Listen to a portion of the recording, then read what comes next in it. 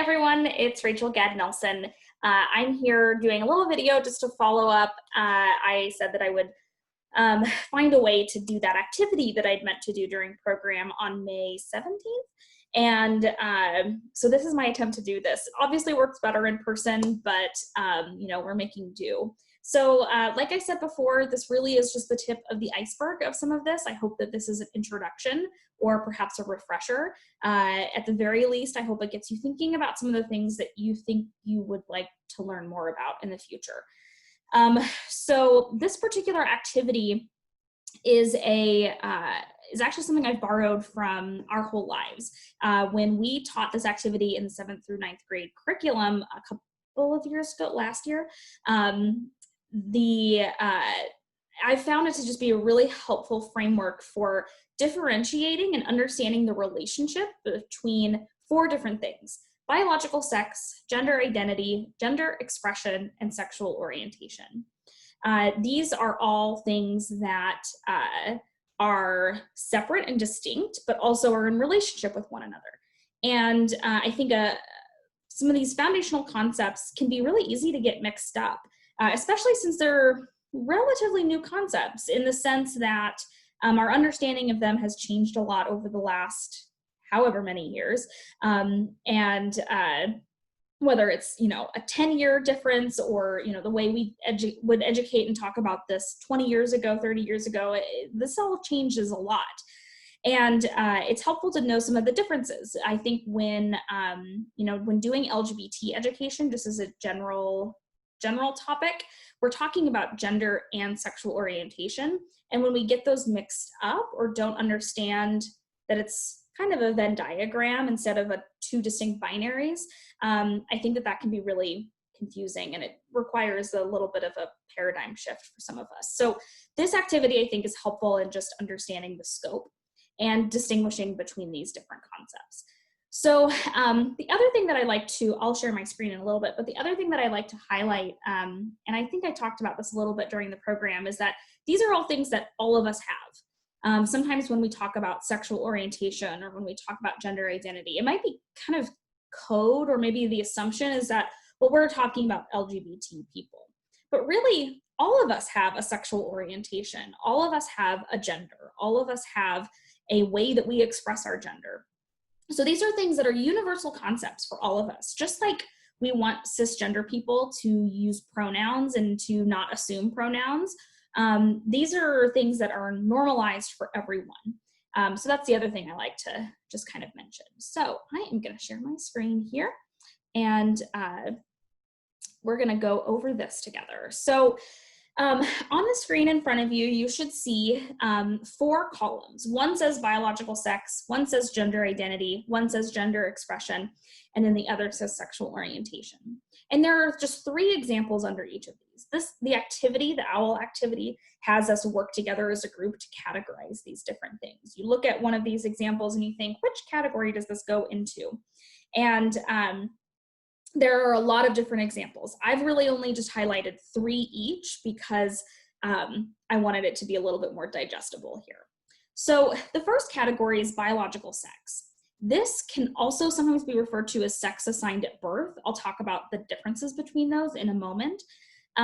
So biological sex refers to the secondary sex characteristics or primary sex characteristics, like our body parts, our genitalia, our chromosomes, our hormonal balances, the way that our weight is distributed on our body, the changes that our bodies go through during puberty. All of those things refer to biological sex.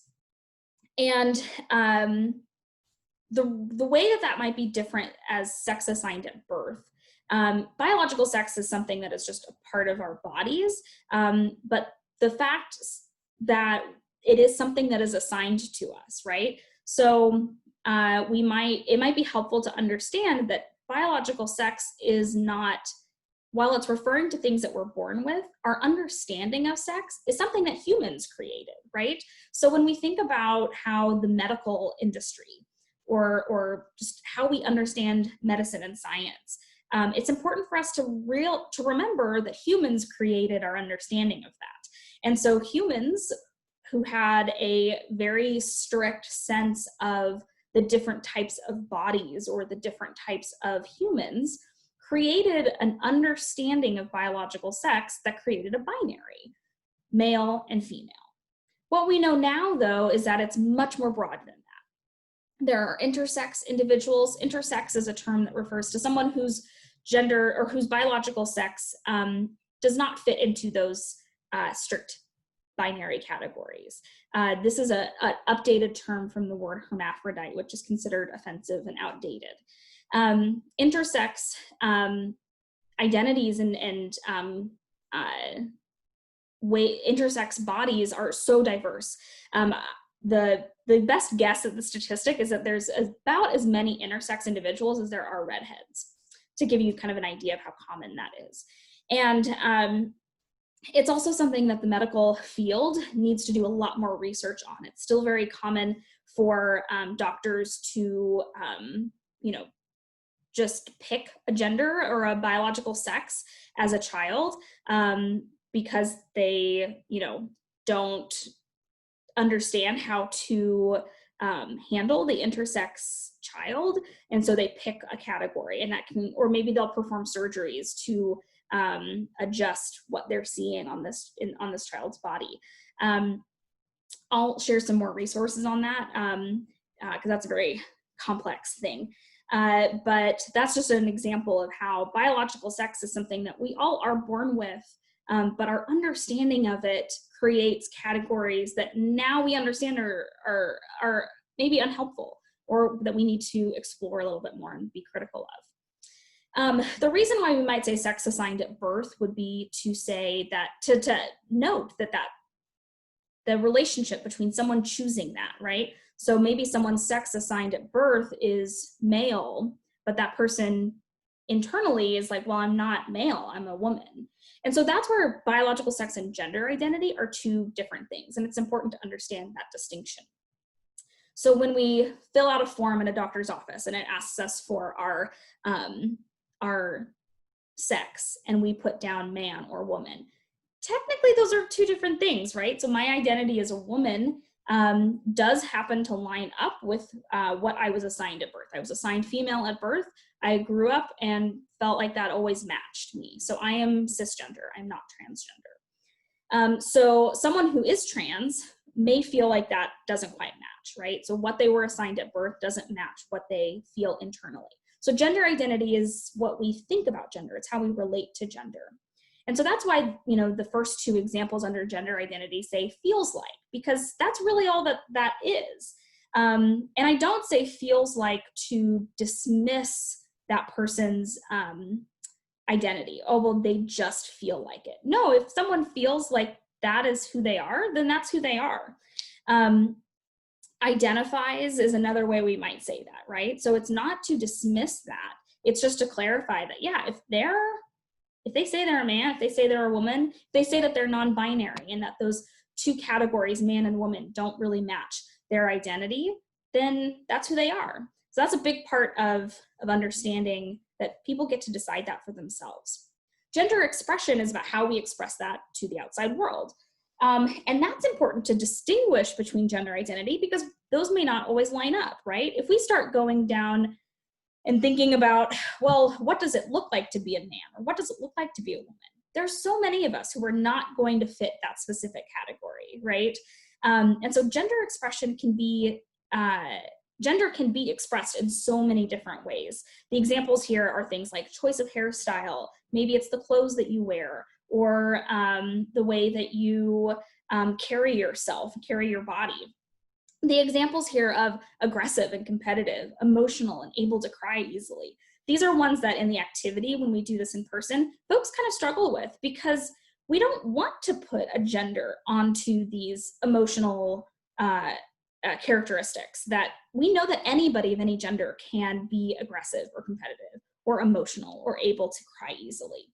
But again, that's why it's important for us to look at, well, how does our society interpret those emotional reactions? How have we assigned a gender to those emotional reactions? So that what it means then is if someone is going to be acting one way or another, then that may come across as more masculine or more feminine.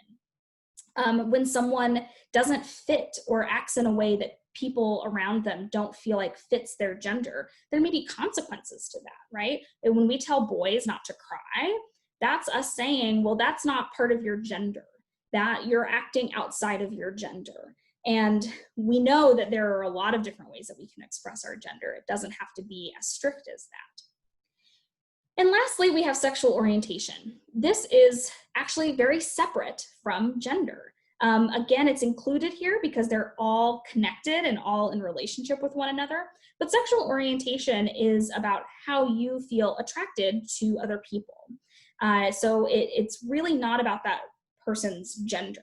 The person's gender might come into play when they connect with maybe a certain word to describe their identity. So someone feeling, who's straight, or someone who is queer or lesbian or gay, bisexual, pansexual.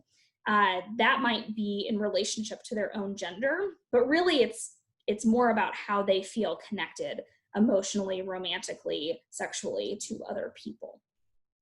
So that is, I'm gonna stop my screen here. So those categories there, again, are just to kind of help us wrap our minds around these different concepts. They're not to create more boxes. It's just to help us understand some of the relationships between them.